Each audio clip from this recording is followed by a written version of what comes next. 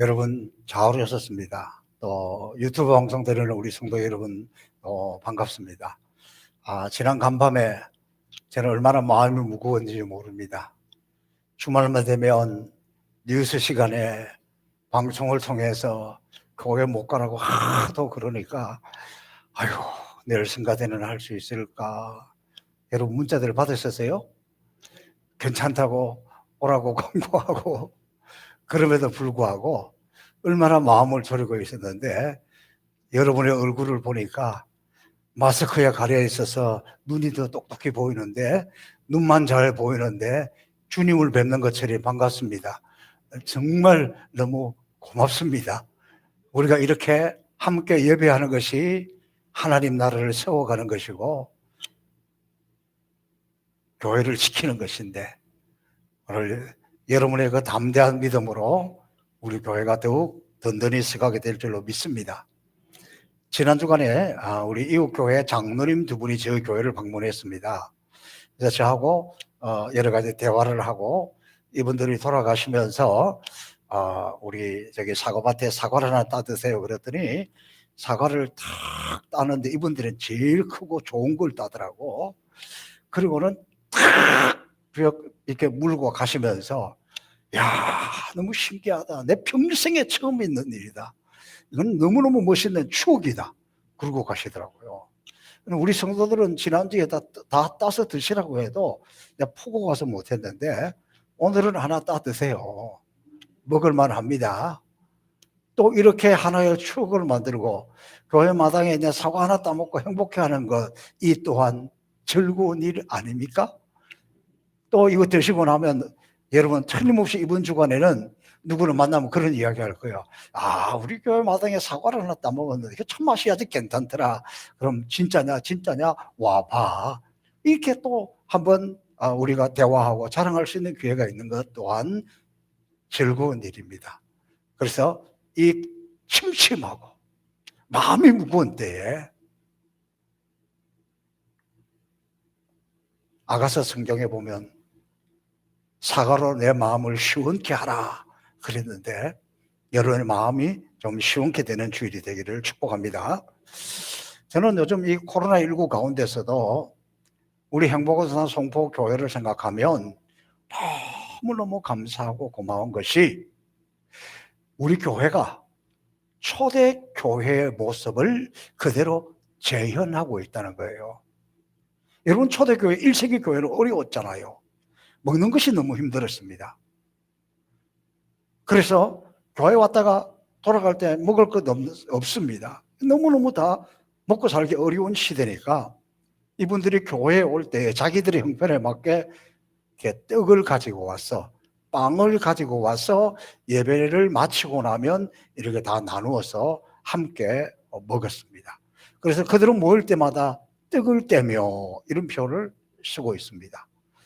지금 우리가 코로나 사태로 말미암아서 함께 식탁을 나누지 못하는데 그래도 우리 행복산 송포교회에서 주일마다 떡을 나누어주는 것이 지금 우리는 그것이 없어서 못 먹는 시대는 아니지만 이것이 바로 초대교회 성도들이 가지고 있던 그 마음이다. 초대교회 성도들이 나누었던 정성이다. 여러분 우리가 금년에 들어서 아직 성찬식을 못했습니다. 코로나 때문에. 그래서 저는 우리가 지금 떡을 나누는 것이 성찬하는 그 의미와 크게 다르지 않다고 생각합니다. 오늘도 여러분 떡을 받으실 텐데 오늘 떡 아주 맛있는 떡이에요. 근데 이 떡에도 좀 더 의미를 두고 먹으면 좋아요. 떡은 낫알 하나하나씩 되어 있는 곡식을 가지고 빻아서 가루고 만들어서 반죽으로 하나가 되게 했잖아요. 그걸 쪄서 또 다양하게 해서 이렇게 한 덩어리로 만들어 놓고 다 요렇게 잘라서 오늘 여러분들에게 나누어 주는 겁니다. 영적인 의미가 있어요. 우리 그리스도인이라는 것은 우리 모두가 개개가 따로 있는 사람들이지만 하나가 되어서 우리가 부셔지고 우리가 녹아지고 우리가 그 안에 들어와서 하나가 되어서 나누는 것입니다. 그래서 여러분 오늘 떡을 받아가시면서 성찬의 의미를 되새기고, 제가 너무너무 감사한 것은 우리가 떡을 할 때 많은 분들이 걱정을 해요. 아이고, 목사님 이거 시작해놓고 언제까지 하시려고요? 그런데 지금까지 왔잖아요. 또 어느 분이 이렇게 이야기합니다. 마지막은 내가 장식하겠습니다. 근데 마지막이 언제 올지는 아무도 몰라. 아직 좀 더 갈 것 같아. 그래서 마지막이 책임져 있으니까 이것 또한 얼마나 귀한 일인가 생각하면서, 그래, 이게 교회구나. 이 교회가 이렇게 모두가 힘들고 어려울 때 이런 걸 하나 나눔으로써 힘을 주고 용기를 주는 것, 이것이 교회이다 하는 것을 다시 한번 우리가 느끼면 좋겠습니다. 이번에 장마가 우리 관측 이래 가장 긴 장마고, 또 폭우로 인해서 수해도 엄청납니다. 더더군다나 이 코로나19 바이러스와 같이 이게 일어나서 더 크게 느껴지고, 또 이것 때문에 전염병이 확산되지 않을까 이런 염려 가운데 있습니다. 저도 우리 교회도 지난 한 주간 내내 제가 제일 신경 써서 하는 것은 이 예배당에 습기가 차지 않도록, 교회 곳곳에 습기가 차지 않도록 막 선풍기 다 돌리고, 아마 여러분 지금 들어오면 이 장마철에 있는 그런 냄새 안 날 거예요. 그런 게 없을 거예요. 곰팡이도 없도록 늘 신경 쓰고, 하루에 몇 번씩 이게 제습기 물을 돌려서 빼고 이걸 순환을 시키고 그렇게 노력을 했습니다. 그래도 아주 예민한 오르간이나 피아노나 이런 데는 좀 습기가 차서 좀 어려움을 당하고 있습니다. 그런 와중에도 그래도 우리 교회가 언덕 위에 있어서 수해로 인한 큰 피해도 없고, 또 우리 성도들 가운데서도 그런 직접적인 피해를 입었다는 소식은 아직 못 들었습니다. 그러나 이것 때문에 특별히 이 남쪽 지역에 또 강원도 산간에 농가라든지 축산 이런 것뿐만이 아니라 실제로 교회들도, 적은 교회들이 엄청나게 지금 많은 피해를 입었습니다. 그래서 여러분, 정말 우리가 우리 교회처럼 생각하고 내 몸처럼 생각하고 함께 기도하고 또 잘 복구가 되도록 우리가 마음을 모아야 되겠습니다. 우리 총회나 노회 그리고 모두가 힘을 모아서 할 때 우리도 함께 이 일을 하려고 합니다. 또 무엇보다도 지금 제가 기도의 제목을 계속해서 나누는 것은 코로나 바이러스가 다시 확산되어서 한국교회 전체 그리고 우리 교회도 최선을 다하고 노력하고 있지만 힘듭니다. 우리는 이럴 때일수록 교회가 더 책임이 막중하기 때문에 한 교회가 잘못되면 전국에 있는 8만 교회가 영향을 입는다는 것을 잘 생각하고 국가 방침에 잘 따라서 방역에 더욱 신경을 써야 합니다. 몇몇 이상한 교회들이 지키지 않아가지고 전체 교회가 많은 피해를 입고 있잖아요. 우리 교회도 최선을 다해서 해야 되고, 특별히 우리 행복상 성폭의 성도 여러분은 복음을 위해서라도, 교회를 위해서라도, 주님을 위해서라도 건강관리를 잘하고 마스크도 잘하고 코로나 이 바이러스에 걸리지 않도록 힘써 주시기를 바랍니다. 그런데 우리 성도들이 국가 지침에 대해서 좀 오해하고 있는 분들이 있어요. 그러나 국무총리가 나와서 발표한 것도, 경기도에서 우리에게 공문을 나누어서 온 것도 주일날 정규 예배, 그러니까 우리 예배 드리는 것은 마스크를 쓰고 방역을 잘하고 예배를 드리고 그 다음에 식사를 하지 말라, 마스크 벗고 찬양하지 말라, 그리고 소그룹 모임을 하지 말라, 이렇게 했는데 수많은 교인들이 오늘 교회 가면 안 되구나, 교회 가지 말라고 하구나, 이렇게 오해를 하고 저도 전화를 받았어요.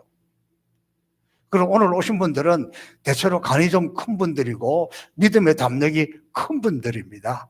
그러니까 국가에서도 지방자치단체에서도 이 예배 드리는 것을 못 드리려고 하는 게 아니에요. 이럴수록 더 하나님 앞에 예배를 드리면서 우리가 잘 지키는 것이 중요하다. 그래서 여러분, 이 위기 가운데서 움츠리지 말고 믿음의 사람답게 더 담대하시기를 바랍니다. 또 요즘 우리 사회 가운데 제일 큰 문제가 뭐냐 그러면 부동산 문제. 온 나라가 지금 엄청난 파장을 일으키고 있잖아요. 부동산 문제로 이게 지금 뭐 난리도 아니에요. 그런데 제가 이것을 말씀드리는 이유는 지금 우리 젊은 세대들이 이제 내가 집 사는 것은 틀렸다. 포기를 하는 거예요. 집 사기 틀렸으니까 지금 어떻게 하고 있느냐. 주식시장으로 몰려들고 있어요. 경제는 지금 어려운데 젊은 사람들이 집 사는 것을 포기하고 주식시장으로 몰려들어서 여기서 한 방이 터지면, 대박이 터지면 그때나 집을 살 수 있을지 모른다 그러고 그냥 불나방처럼 지금 경제는 어려운데 주식시장만 막 지금 타오르고 있는 거예요. 저는 이것을 보면서 이런 세월을 많이 경험해 왔으니까 이것도 얼마 있지 않으면 주식 때문에 수많은 사람들이 또 고통을 겪을 텐데 이런 생각을 하니까 너무너무 마음이 아픕니다. 그런 많은 사람들이 부동산 문제는 제발 좀 정부가 나서지 않았으면 좋겠다 이런 말을 합니다. 왜? 나서기만 하면 대책만 내놓으면 더 힘들어진다는 거예요. 더 고통이 온다는 거예요. 제가 왜 오늘 서두에 이렇게 길게 이야기를 하냐 그러면 이런 난세에 이런 어려운 시대에 정말 좋은 지도자가 필요하다는 거예요. 오늘날 지구촌에 우리나라뿐만이 아니에요. 많은 나라들이 지도자들 때문에 고통을 당하고 있어요. 지도자들 때문에 나라들이 힘들어하고 있어요. 우리나라도 정치인들만 좀 잘하면 나라가 얼마나 평안하겠습니까? 좀 그런 안타까운 마음으로 그러면 교회는 우리는 어떻게 해야 되느냐? 이렇게 생각을 해서 오늘 말씀에서 교훈을 얻으면 좋겠습니다. 저는 어제도 너무 마음이 아팠습니다. 우리 목사님들 카톡방에서도 막 두 패가 나누어서 가지고 이때는 기도해야 된다. 이때는 나가서 뭐 나라를 살리기 위해서 어떻게 해야 된다. 어떻게 해야 된다. 제가 그 한마디 잘못 적었다가는 또 아주 난리가 날 것 같아서 저는 그러지 않았습니다. 그냥 보기만 하고 기도할 뿐인데 우리나라는 왜 그렇게 정치판에만 들어가면 싸우고 정치적인 이야기만 하고 왜 이렇게 싸우고 그러는지 모르겠어요. 너무 안타까워요. 여러분, 우리 그리스도인들은 교회는 어제 우리가 광복절을 맞이하면서 다시 한번 더 생각해야 되는 것은 언제나 나라와 민족을 위해서 기도하는 교회예요. 여러분, 어느 정권이 들어선다고 다 마음에 들겠습니까? 어느 정권이 들어서도 또 나누어지고 또 그럽니다. 우리는 지난 정권이 대통령이 탄핵을 당해가지고 그렇게 왔는데 지금도 또 그러면 좋겠습니까? 그러면 안 되잖아요. 그러니까 지금 이것이 정책이 나오고 맞느냐 안 맞느냐 이거 하는 짓이 내 마음에 드느냐 안 드느냐 우리는 거기에 매몰되면 안 돼요. 아마 주님이 오셔서 해도 마음에 안 들는지도 몰라요. 그러니까 우리는 이 사람이 뭐 마음에 든다 안 든다 나오고 맞다 안 맞다 그 우리하고 너무 그 신경 쓰면 안 돼요. 우리는 기도할 뿐이고 어쨌든 이 나라가 잘 돼야 되잖아요. 이 지도자들이 잘 이끌어 가야 되잖아요. 우리는 여기에 초점을 맞춰서 우리는 기도할 뿐이지 그거 뭐 내 마음에 들고 안 들고 제가 지나와서 보니까 제 인생에는 그렇게 저는 마음에 드는 지도자는 못 만났습니다. 그러니까 그것이 중요한 것이 아니고 우리는 지금 이 정부가 지금 이 나라가 반듯하게 잘 되도록 마음을 합하고 기도하고 든든히 서가도록 해야지. 마음에 안 든다고 어떻게 되면 어떻게 되겠어요? 그러니까 우리는 세상하고 다르다 이 말이에요. 우리는 이 당 저 당이 아니라는 이 말이에요. 하나님의 관점에서 성도로서의 할 도리를 나라와 민족을 위해서 우리가 힘써서 나갈 때 나라가 반듯하게 서는 것이지 이 판 저 판에 휩쓸리지 말기를 축복합니다.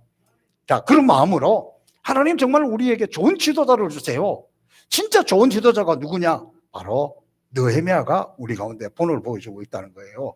비록 느헤미야는 지금으로부터 2500년 전의 지도자지만 느헤미야와 함께 하셨던 그 하나님은 어제나 오늘이나 영원토록 변함없는 동일하신 하나님이시다. 자, 이 느헤미야가 바빌론의 느부갓네살 왕에 의해서 예루살렘이 회파되고 성이 무너지고 다 불타고 없어질 그때에 그가 그 나라를, 성벽을 새로 재건한 것, 성벽을 건축한 것은 위대한 일입니다. 그러나 그보다 더 위대한 것은 무엇이냐? 그것 때문에 백성들이 포기하고 있고, 백성들이 무너져 있고, 백성들이 나누어져 있고, 백성들이 꿈을 가지지 않고 희망을 가지지 않고 쓰러져 있을 때 그 백성들의 마음을 하나로 모아서 백성들을 일으켰다는 거예요. 백성들이 꿈을 꾸게 했다는 거예요. 백성들이 소망을 가지게 했다는 거예요.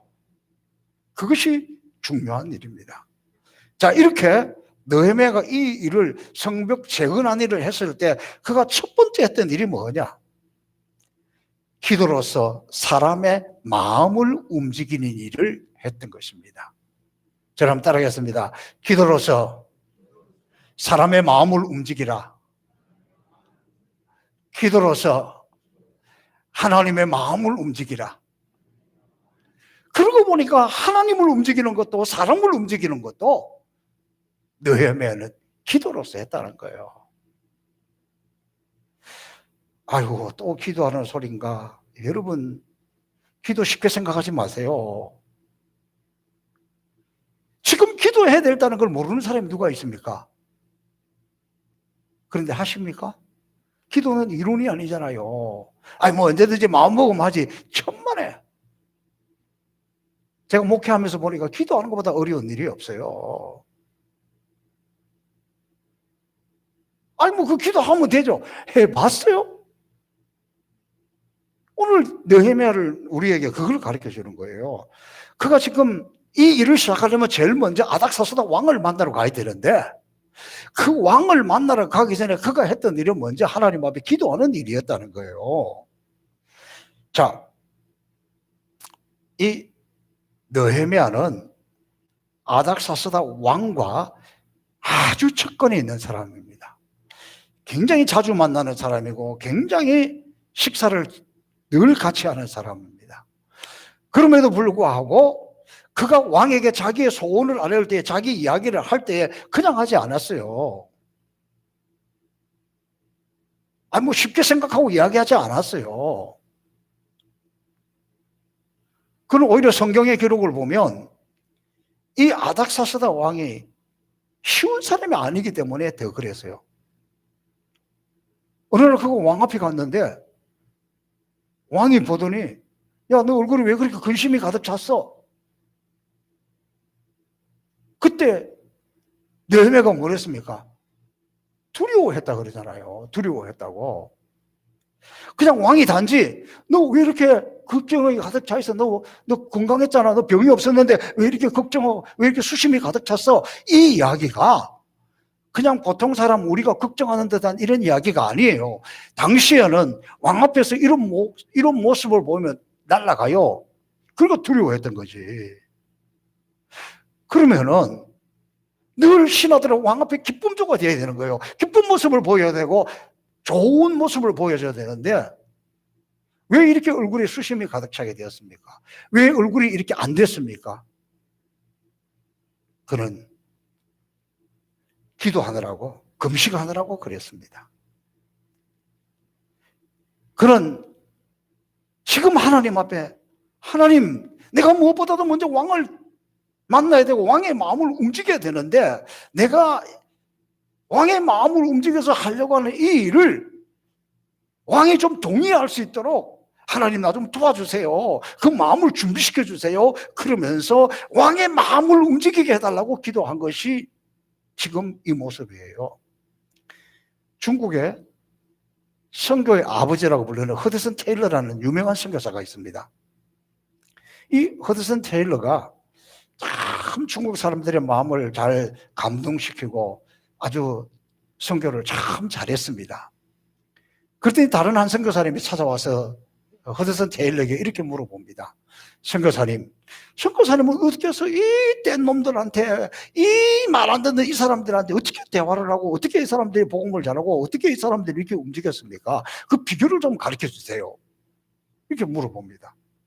그때 이 허드슨 테일러가 유명한 이야기를 합니다. 나는 지금까지 그 사람을 감동시키려고 한 것이 아니라 기도로서 하나님께서 그 사람들의 마음을 움직이도록 했다.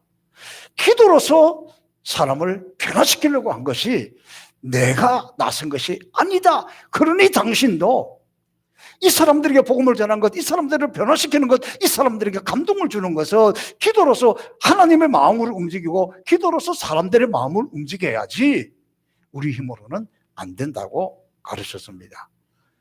특별히 여러분 사람들 중에서 이렇게 대화하기 어려운 사람이 있어요. 감동시키기 어려운 사람이 있어요. 바로 이 아닥사스다 왕이 그런 사람이었어요. 역사적 기록에 보면 이 아닥사스다는 아주 고집이 황소 고집이라는 거예요. 누구 말 안 듣는 사람이라는 거예요. 그렇기 때문에 아닥사스다 왕을 변화시키고 그 마음을 움직이도록 하기 위해서 기도에 최선을 다했다. 또 하나 더 중요한 것은 이 아닥사스다 왕이 이스라엘 백성들이 자기 조국에 돌아가서 예루살렘 성벽을 새로 재건하는 것, 건축하는 것에 대해서는 못마땅하게 생각을 했다는 거예요. 왜냐하면 그 전에 학사 에스라가 이 느헤미야보다도 먼저 돌아갔습니다. 그래서 그 성벽을 쌓으려고 하니까 이 아닥사스다 왕이 군사를 보내어서 못하게 막았습니다. 왜 막았냐 그러면 아닥사스다 왕 입장에서 볼 때 예루살렘은 자기 식민지란 말이에요. 이 식민지 나라가 자기들이 성벽을 쌓고 국방을 튼튼히 하고 이렇게 해놓으면 자기들하고 대항할 수 있잖아요. 자기들 말 안 들을 수가 있잖아요. 그래서 이것을 허락하지 않았다는 거예요. 그런데 이 아닥사스다 왕 앞에 가서 이 말을 하려고 하는 느헤미야 입장에서는 얼마나 마음이 무겁고 얼마나 힘들겠느냐 이 말이에요. 그렇기 때문에 그가 기도할 수밖에 없다는 거죠. 느헤미야는 왕의 생각이 어떠하든지 하나님이 역사하시면 주님의 손으로 만지시면 이 왕의 마음이 변할 수 있다. 기도밖에 없다. 기도 외에는 다른 이유가 없다라는 이 사실을 확신했기 때문에 그가 기도에 집중할 수 있었다는 것입니다. 여러분 우리 주변에 이런 사람들을 본 적이 있습니까? 다른 사람은 다 몰라도 저 사람은 신앙생활 절대로 안 할 거야. 다른 사람은 몰라도 저 사람은 교회 와서 봉사 같은 거 안 하고 그냥 교회 오는 것마다 감사하지. 그러던 사람이 어느 날 갑자기 변해가지고 정말 자기의 모든 것을 다해서 십자가의 군병이 되어가는 그런 모습을 본 적이 있습니까? 저는 행복의 송포교에 와서 그런 분을 여러 분 봤는데 그 중에 한 분이 우리 손인덕 집사님이에요.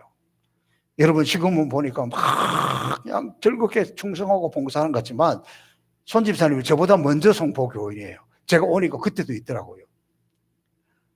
그 뒤로도 보면 한 10년 이상을 이렇게 오는데 이분은 예배 드리러 왔다가 뭐 사정에 있을 때 못 온 날도 있었지만 돌아가실 때는 항상 1등이야. 이쪽 문으로 제일 먼저 딱 1등으로 나가요. 그런데 어떻게 저렇게 변했을까? 정말 어느 한순간에 주님이 한번 만져주시니까 이제 내가 살아가는 인생의 모든 것은 주님의 일이 제일 우선이고 충성하는 것이 제일 우선이고 봉사하는 것이 제일 우선이고 그것을 위해서 저렇게 하는 것, 우리 저렇게 변할 줄 누가 알았습니까? 저도 지금도 생각해도 놀랍고 기이한 일이에요. 나갈 때 1등이던 사람이 지금은 은혜 받는 일이 1등이 되었다는 거예요. 이것을 보면 그 배후에 누군가가 열심히 기도하는 사람이 있었다. 지금 눈에 드러나지 않지만 틀림없이 누군가 그를 위해서 기도했을 것이고 그 기도가 사람의 마음을 움직인 것입니다. 여러분 우리가 전도할 때나 또 인간 특별히 사람들과의 관계에 있어서 저 사람은 어쩔 수 없다. 저 사람은 변하지 않는다. 지금도 신앙이 좋은 사람들이 확실합니다. 사람 안 변한다. 잘 안 변하는 것은 맞지만 안 변하는 것은 아니에요. 그건 불신앙이에요. 사람들은 이렇게 이야기합니다. 세상 사람 다 믿어도 우리 영감탱이는 절대로 안 믿어. 우리 시아버지는 유교 사상에 쩔어 있고 우리 시어머니는 불자인데 절대로 안 된다. 시도도 하지 않고 포기하는 사람이 많습니다. 내 힘으로는 불가능하고 내 힘으로는 움직일 수 없습니다만은, 그러나 우리는 하나님의 살아계신 것을 믿고 하나님이 그 마음을 움직이도록 기도할 뿐입니다. 여러분, 우리가 중요한 것은 사람은 할 수 없으되 하나님은 할 수 있느니라. 할 수 있거들이 무슨 말이냐? 믿는 자에게는 능치 못할 일이 없느니라. 이는 기도 외에는 다른 이유가 없다. 적어도 이 믿음의 확신이 있어야 역사가 일어나지, 그러지 않고는 안 됩니다. 지금 여러분에게 아무 문제가 없어서 기도 못합니까? 제가 서두에 말씀드린 것처럼 모두 기도해야지 생각하라고 했는데 기도를 안 해. 기도 안 하는 사람 특징, 제가 가서 요즘 뭐 기도의 제목이 뭐 있습니까? 제가 기도의 제목 있으면 이야기하십시오. 아니 뭐 저는 뭐 괜찮아요. 괜찮기는 뭐가 괜찮아. 영적으로 무뎌져 있으니까 기도의 제목이 안 보이는 것이지. 눈앞에 보이는 세상 것만 보이는 것이지. 그렇잖아요. 정말 기도할 제목이 없어서 기도 안 하는 것은 아니잖아요. 우리는 이 당면한 문제를 내가 직접 해결하려고 하지 말고 하나님을 움직이고 그 하나님의 도우심이 사람의 마음을 움직여서 이를 진행하도록 한 것이 느헤미야라는 거예요. 느헤미야가 조국을 위해서 하나님 앞에 울면서 기도했습니다. 하나님 앞에 금식하면서 부르짖으며 통곡하며 기도했습니다. 그의 기도는 한 번에 끝난 것이 아니라 집요했습니다. 오늘 1장 4절에 보니까 내가 이 말을 듣고서 울고 수일 동안 슬퍼하며 하늘의 하나님 앞에 금식하며 기도하며. 얼마 동안 슬퍼했다고요? 수일 동안. 오늘 이 성경을 찾아보면 느헤미야 1장 1절과 2장 1절에서 느헤미야가 이것 때문에 기도하기 시작했고, 이 기도가 끝나고 그 다음에 왕 앞에 갈 때까지 그 기간을 계산해 보면 무려 4개월이 걸렸습니다. 그래서 현대어 성경 2장 1절에는 이렇게 기록하고 있습니다. 나는 그동안 4개월이나 금식하며 기도하다가, 그러니까 왕 앞에 설 때까지, 왕에게 그 이야기를 하기까지 늘 만나는 왕이었고 언제든지 이야기할 수 있지만 4개월 동안 울면서 금식하면서 기도했다. 너무 울면서 금식하면서 기도하니까 그것이 온몸에 드러날 만큼 그렇게 기도했다는 거예요. 왜 이렇게 길게 했습니까? 기도하면서 한번 기도했으니까 됐다 이렇게 실행에 옮긴 것이 아니라, 기도하면서 그 기도가 응답되는 것이, 그 기도가 이루어지는 것이, 그 기도에 하나님이 감동하는 것이 느껴질 때까지, 확신이 올 때까지 지속적으로 울고 금식하고 계속해서 기도했다는 거예요. 오늘 우리는 어쩌다가 마음 먹고 한번 기도하면 기도했다 생각하는데, 그것이 아니라 무려 4개월 동안이나 그 확신이 들고 그것이 분명하게 될 때까지 그렇게 기도하고 말 안 하고 참았다는 거예요. 기다렸다는 거예요. 그냥 기다린 것이 아니라 지속적으로 기도하면서 기다렸다는 거예요. 그 다음에 더 중요한 말씀 하나가 있는데, 4절에 보니까 왕이 이르시되 그러면 네가 무엇을 원하느냐 하시기로 내가 곧 하늘의 하나님께 묵도하고. 자, 이렇게 4개월 동안 기다렸습니다. 4개월 동안 금식하고 기도했습니다. 근데 어느 날 마음에 이제 확신이 왔습니다. 됐다. 지금 이때다. 왕 앞에 가서 섰는데 왕이 딱 보더니 말 안 했는데도, 야, 너 병도 없는데 너 얼굴이 왜 이렇게 수심이 가득 찼어? 너 뭐 걱정이 있구나. 너 근심이 있구나. 이야기해봐. 이러는 거예요. 이때야말로 응답의 순간 아닙니까? 내가 지금 말하려고 때를 기다렸는데 오히려 왕이 걱정을 하면서 나에게 네 이야기가 뭐야? 이 말 속에는 내가 들어줄게. 너 걱정 들어줄게. 나한테 이야기해봐. 이렇게 이야기하는 그 순간 우리 같으면 어떻게 했어요? 아멘, 할렐루야. 하나님이 응답해 주셨구나. 바로 내 이야기를 꺼낼 거예요. 내가 원하는 게 이거예요. 그런데 그 순간에도 느헤미야는 바로 그 이야기를 하는 것이 아니라, 이거 너무 감사합니다. 내 마음을 어떻게 알았습니까? 그러는 것이 아니라 하늘의 하나님께 묵도하고, 그 순간에도 다시 한번 하나님 앞에 확인합니다. 하나님, 이때시요. 하나님 감사합니다. 하나님 지금이죠. 그리고 이야기하는 장면이잖아요. 오늘 우리의 기도가 얼마나 얕았고 우리의 기도가 얼마나 이 느헤미야의 기도에 비하면 단순했고 제대로 하지 않았다는 걸 우리가 깨달을 수 있습니다. 제가 오늘 이 우리나라의 이 수많은 난맥상을 이야기하면서 왜 이야기를 하느냐? 지금 보세요. 느헤미야가 그렇게 해서 왕의 마음을 움직였습니다. 왕이 그를 도와줬습니다. 오늘 이 본문에 보면 아주 느헤미야가 굉장히 전략적으로 이렇게 많이 하는 모습들이 보여요. 이런 모습들이 많이 보이지만 저는 그중에서 정말 이 느헤미야의 기도가 진짜다. 이게 정말 하나님을 감동시키고 사람의 마음을 감동시키는 기도다. 그걸 어디에서 또 확인할 수 있냐 그러면 그렇게 해서 그것이 이루어졌습니다. 응답받았습니다. 보통 사람 같으면 야야 말도 마 내가 그 왕 마음을 변화시키려고 그 허락을 받으려고 얼마나 고생했는지 몰라. 니네들은 몰라. 그럴 거예요.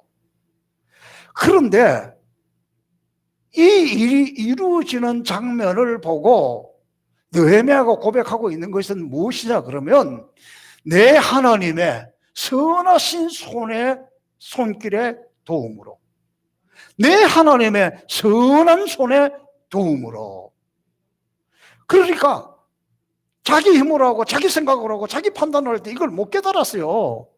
전적으로 기도하고 전적으로 하나님의 능력을 의지하고 나서 이것이 나타났을 때는 그때는 내가 아니에요. 내 하나님의, 나의 하나님이라는 거예요. 내 하나님의 선한 손에 도우심으로. 여러분, 우리가 하나님의 전능하심을 믿습니다. 하나님이 손을 펴서도 안 될 일이 있습니까? 하나님이 손으로 구체적으로 역사도 못 고칠 병이 있습니까? 우리는 지금 이스라엘의 어느 때보다도 진짜 하나님의 선한 손의 도움의 손길이 필요한 때입니다. 이 코로나로 인해 가지고 가장 큰 위기를 당하고 있는 것은 우리 한국 교회입니다. 한국 교회의 위기는 우리 교회의 위기입니다. 우리 교회의 위기라는 것은 바로 우리의 영적인 위기입니다. 저는 너무너무 안타까운 것이 조금만 이렇게 됐다 그러면 지금 이런 상황에서 교회 안 오는 것이 지금 문제 해결하는 길입니까?